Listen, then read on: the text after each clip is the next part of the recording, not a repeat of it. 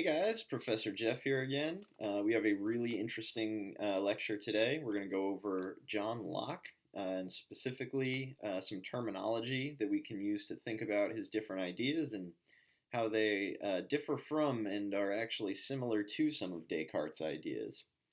I'm going to introduce a couple new pieces of philosophical terminology, some new metaphysical terms, right? Specifically monism and dualism.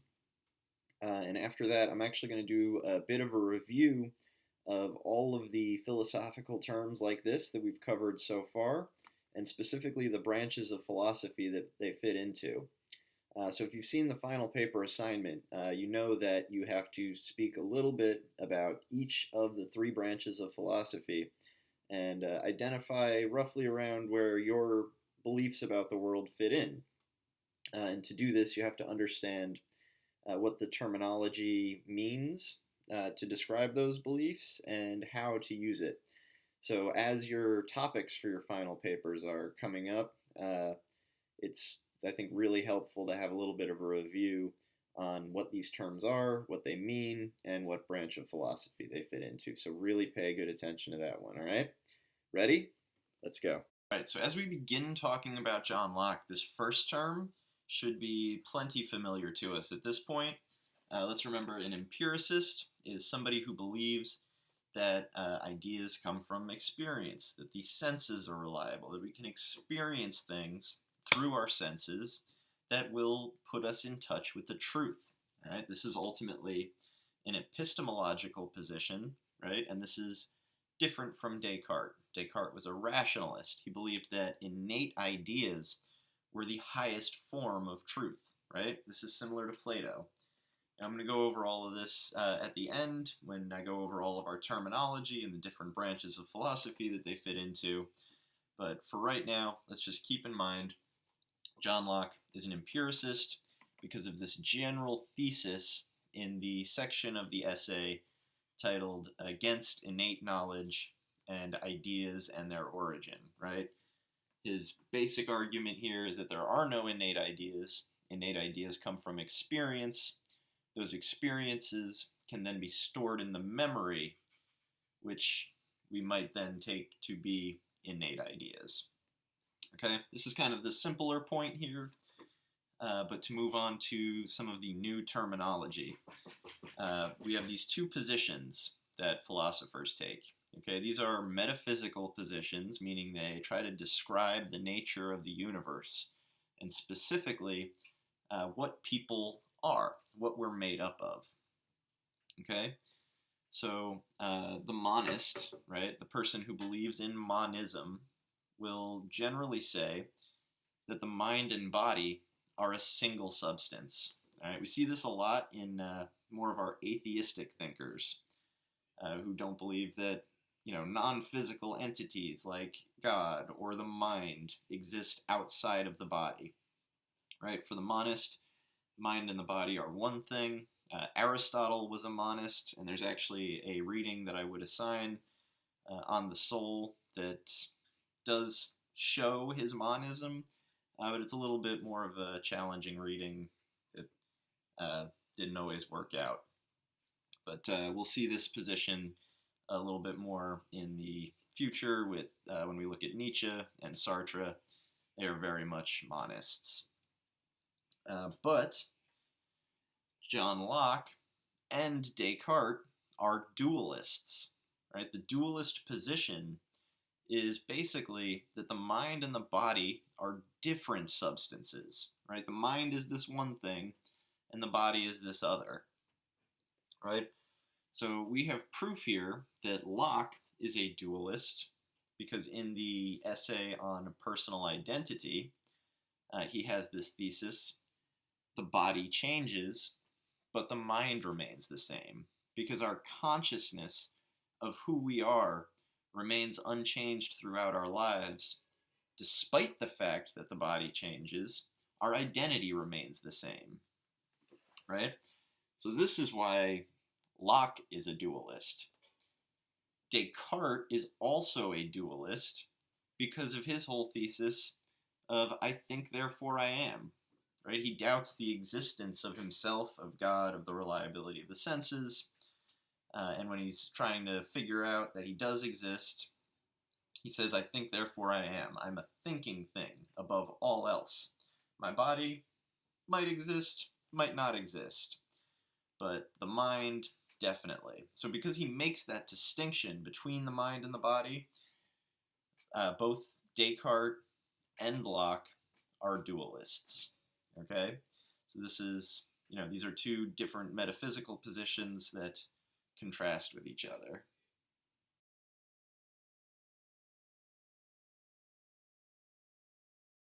All right, so there is a lot here, and we have really learned about all of this so far.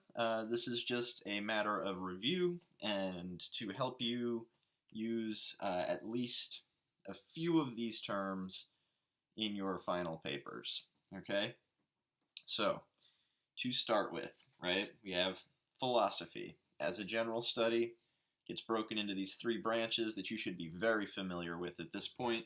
Metaphysics tackles the questions about what exists, how it exists, and whether or not something like God does exist. Epistemology is the branch of philosophy dealing with knowledge. Where does knowledge come from? How sure can we be of our knowledge?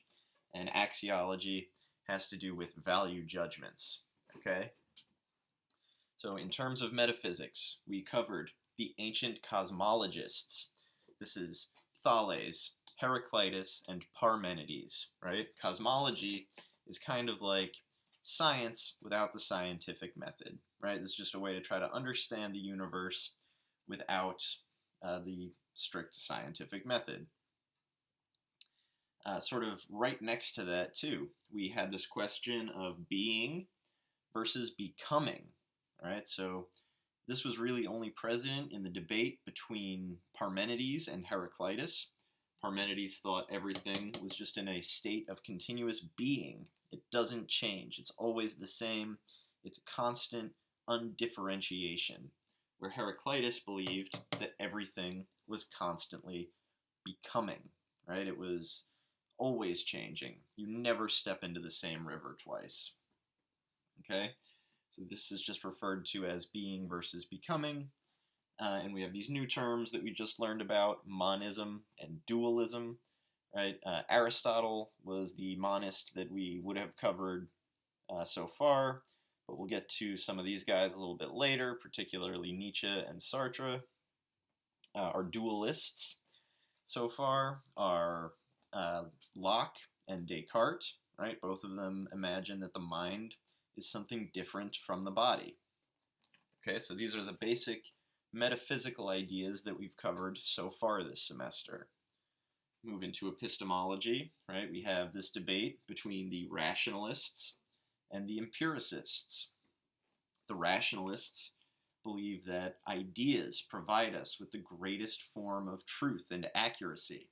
Right? These are thinkers like Plato, who believed that the forms were the highest version of truth, and Descartes, who believed that innate ideas were the most true. And this is against the empiricists, right? Like Aristotle, who categorized things based on their appearances and their similarities and differences to other things. John Locke is also an empiricist who believed that ideas came from our experience through the senses. Okay, we've covered these quite a bit. These should be fairly comfortable with you at this point. And we also have this debate between the skeptics and the faithful, right? So in terms of skepticism, we've really just covered Descartes, who really embodies that skeptic mentality quite well. And then we will see a couple other people speak on behalf of faith, such as specifically William James, whose essay, The Will to Believe, we'll be looking at a little bit later in the semester. That's a really good one. Okay, so as you're doing your epistemology section of your final topics and your final essay, keep these terms in mind. Use a couple of them to describe yourself and those you might disagree with. And finally, the axiological branch. Okay, so in here we've talked about quite a few different ideas that really revolve around different concepts. So just to break them down a little bit, some of our moral ideas are virtue, which came from Aristotle, right? We have the golden mean, we have the excessive and deficient vices, right? Um, there is this debate between the hedonists and the ascetics. Okay, I didn't introduce this term at this point because it wasn't entirely appropriate up until now, but we can understand these two positions as basically the hedonists saying that pleasure is good. This is a natural good for people. It's good to feel and pursue things that are pleasurable. And the ascetics believe that renouncing pleasure and practicing self-discipline and things like that are a little bit better. Aristotle could be construed as a little bit of a hedonist because he believes that happiness is the greatest value for humanity, where Plato and Marcus Aurelius too could be described as ascetics because they believe that some discomfort is actually good for us. In terms of moral philosophy too, this is literally the next thing that we're going to cover in this course is consequentialism and deontology, okay? These are two ways of thinking about moral actions to determine whether or not they are moral or immoral. Consequentialists believe the consequence of our actions is what determines their morality, where the deontologists believe it's our motives, and specifically whether or not we're following a set of rules. Okay, we'll see how this works a little more closely as we talk about John Stuart Mill and Kant, respectively. But yeah, let's talk about art a little bit here too. So we have Plato's idea that imitation, right, especially imitation of things which imitate the forms, just brings us further away from truth. And art is, this kind of imitation that's twice removed from the realist truth, the forms, which goes, contrarily to Aristotle's thesis that art helps us achieve catharsis. Okay? Catharsis is that purging of negative emotions that we get from viewing tragic, plays in Aristotle's world, but really any kind of tragic or horrific media supposedly brings us a feeling of catharsis, a purging of our negative emotions. So these are two ways to approach philosophy of art.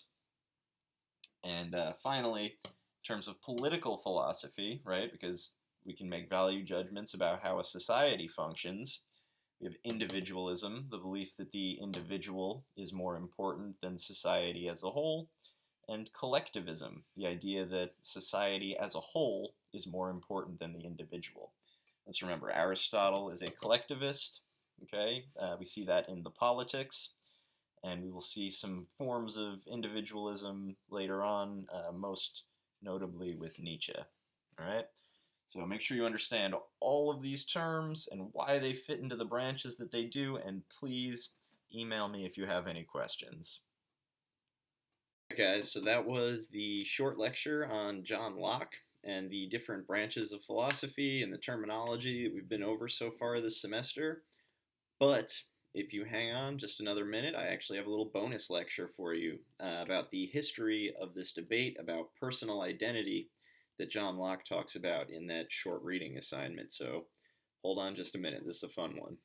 All right, guys. So to go into the origin of this debate on the nature of identity and personal identity that we saw in John Locke, we need to go all the way back to Plato here. So Plato had this thought experiment that he called the ship of Theseus.